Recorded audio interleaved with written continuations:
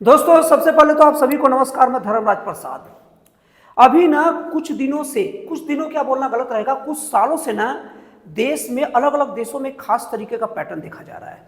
उस पैटर्न में हो क्या रहा है ना कि अगर मान लीजिए कि कोई सरकार जनता के द्वारा चुनी जाती है और उसके बाद में कुछ मुट्ठी भर लोग, पूरी जनता नहीं, कुछ मुट्ठी भर लोग अगर वो सरकार के किसी काम से असंतुष्ट होते हैं तो पहले क्या होता था कि अपना विरोध जताते थे और लोगों को समझाते थे और एक शांतिप्रिय तरीके से उसका विरोध करते थे, और नहीं तो थोड़ा मोड़ा विरोध करके हट जाते थे।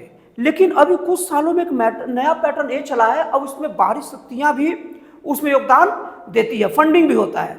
उसमें क्या किया जाता है कि जो भी मौजूदा सरकार है उनके विरोध में अलग अलग जगहों से लोग इकट्ठा होते हैं और उनके अगल बगल जो भी, जैसे कि प्रधानमंत्री, राष्ट्रपति का जो रहने का जगह है, उनके आवास के आसपास बहुत गंदे तरीके से तोड़फोड़ शुरू होता है और सीधे उनके आवास को घेर लिया जाता है और उनके सुरक्षा कर्मियों को नुकसान पहुंचाया जाता है और धीरे से उनके आवास में आग लगा देना और उनके ऊपर ऐसा जानलेवा हमला करना कि उस वक्त उनको अपने जान बचाने के लिए देश या तो छोड़ना पड़ता है या कहीं जाकर छिपना पड़ता है और उसके बाद में वहां की सरकार बदल जाती है।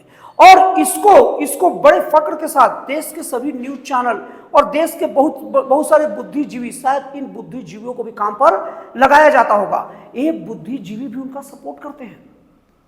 अरे भैया, पूरे देश की जनमत जिसमें करोड़ों लोग शामिल होते हैं, उनकी चुनी हुई सरकार को कुछ मुट्ठी भर लोग 100, 200, 500, 1000, 2000 लोग बदल देंगे और इसको आप जनता की राय भी कहते हैं।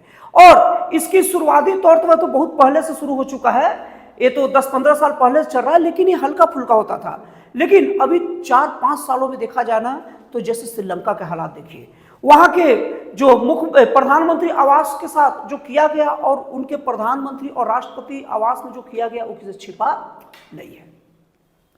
उसके बाद में यही पैटर्न पाकिस्तान में भी दोहराया गया।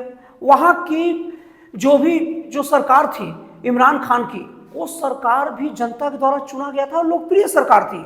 उसके भी कुछ मुट्ठी भर लोग, पाकिस्तान की जनसंख्या करोड़ों में है, लेकिन कुछ मुट्ठी भर सैकड़ों लोग आए, 100 की संख्या में लोग आए और तोड़फोड़ करके हटा दिए।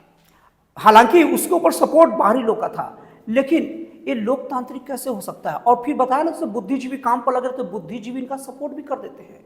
लेकिन जब उन बुद्धिजीवियों से पूछा जाए कि आप ये जनमत, जो करोड़ों की जो मत की सरकार है, उनको आप कैसे हटा रहे हैं, तो कोई जवाब नहीं देते और ज्यादा बोलेंगे ना तो कई तरीके से उनके पीछे पड़ जाते हैं, उनको बदनाम करते हैं। और उसके बाद में अगर बांग्लादेश में तो हद हो गई। बांग्लादेश की शेख हसीना की सरकार है ना, बांग्लादेश में अस्थिरता ना कुछ भी। और उसके बाद वहां की जो महिला प्रधानमंत्री है, उनको किस तरीके से देश छोड़कर भागना पड़ा और उसके बाद उनके साथ जो बदतमीजी की गई और उनके जो अंडरगारमेंट को जिस तरीके से लहराया गया, और ऐसे ऐसे लड़के लहरा रहे थे जिनकी मां की उम्र से भी ज्यादा शेख हसीना की उम्र है। मतलब अपनी मां की उम्र से बड़े महिला के अंडरगारमेंट को ऐसे लहराना और उनके साथ एक दुर्व्यवहार करना और ये बताते हो कि आप आंदोलन कर रहे हैं, ये भी कुछ मुट्ठी भर लोग थे। और उसके बाद में यूनुस, जो कि जनता से ज्यादा लेना देना नहीं है, वो आ गए और वो अभी प्रधानमंत्री हैं तो नहीं, लेकिन प्रधानमंत्री का ही पूरा काम कर रहे हैं। और कहा जाता है इसमें अमेरिका का योगदान था। जो बाइडेन सरकार में सब चीज बहुत चल रहा था, उसका हाथ था इसमें। अब इसके बाद नेपाल में जेट जेन आंदोलन के नाम से आंदोलन हुआ, जिसमें नेपाल की पूरी जनसंख्या लगभग 3 लाख के आसपास है, लेकिन वहां पर भी कुछ सैकड़ों लोग आए और आग लगा दिए और उसके बाद वहां के प्रधानमंत्री को भागना पड़ गया। हालांकि इसमें बहुत सारी एक चीजें भी थी, उनके तरफ से तर्क थी जो सोचा जाना चाहिए, जैसे नेप्टो बेबीज, मतलब नेता का बेटा ही नेता बनते थे, वो सब अय्यासी करते थे और करप्शन के आरोप थे। लेकिन फिर भी इसमें कुछ ऐसी घटनाएं हुई है ना जो सही नहीं कही जा सकती, जैसे भूतपूर्व प्रधानमंत्री की पत्नी को जिंदा जला देना, वहां के संसद और न्यायालयों को फूंक देना। इसकी भरपाई कहां से होगी? जनता के पैसे से होगी। और वहां की भी सरकार खत्म हो गई। अब उसके बाद में ये सब चीज तो आप जानते होंगे, लेकिन अब नया एक मामला ये आया है कि मेडागास्कर का जो सरकार है अभी, वहां पर पानी और बिजली को लेकर ना वहां के जो भी जेट जेन थे आंदोलन कर रहे थे। देखिए, जेट जेन का आंदोलन था और जाहिर सी बात है पूरा वो मेडागास्कर देश का जेट जेन एक गली में नहीं समा सकते। मतलब वहां भी कुछ मुट्ठी भरी थे जेट जेन के नाम पर। अब वहां पर वो बिजली पानी को लेकर आंदोलन कर रहे थे। वहां की राष्ट्रपति एंड्री रजोएलिना ने वहां की सरकार को बर्खास्त कर दिया। तो ये पैटर्न कहां से आ रहा है भाई, और ये लोकतंत्र में क्या संकेत जा रहा है? और भारत में भी इसकी प्रैक्टिकल पहले से हो रही थी, पता अभी चलता है। जैसे किसान के नाम पर जो आंदोलन, उसको मैं किसान के नाम पर आंदोलन बोलता हूं, किसान आंदोलन नहीं बोलता। किसान के नाम पर जो आंदोलन था, पूरे रोड को रोक के रखे थे, कितना ज्यादा देश की अर्थव्यवस्था को नुकसान हुआ। और उसके बाद सीएए के नाम पर दिल्ली के जो सड़कें जाम थी कई दिनों तक, और उसके बाद अभी ताजा की बात किया जाए तो लद्दाख का जो वो हो हल्ला हुआ और लद्दाख में जो जवानों को जिंदा जलाने की कोशिश की गई, ये सब के सब कहीं ना कहीं एक ऐसे गिरोह का या कोई एक अंतर्राष्ट्रीय गिरोह की ओर इशारा करती है ना, जो लोकतंत्र ठीक से चाहती ही नहीं, और वो फंडिंग भी करती है, सब चीज करती है। और सबसे बड़ा चीज है, इन लोग बुद्धिजीवियों को भी अपने काम पर लगा कर रखते हैं, बुद्धिजीवी इनके सपोर्ट में खड़े हो जाते हैं। अभी जो लद्दाख की जो घटना है, उसमें जिस तरीके से 4 लोग मारे गए और 80 लोग घायल हो गए, इसके बारे में कोई वो नहीं है। और दूसरी चीज, अगर आपको जो मांग करनी है तो आप अब शांतिप्रिय तरीके से मांग करो, नियम कानून के तहत मांग करो। ऐसा थोड़ी कि मांग करोगे नहीं माने जाएंगे तो आग लगा देंगे।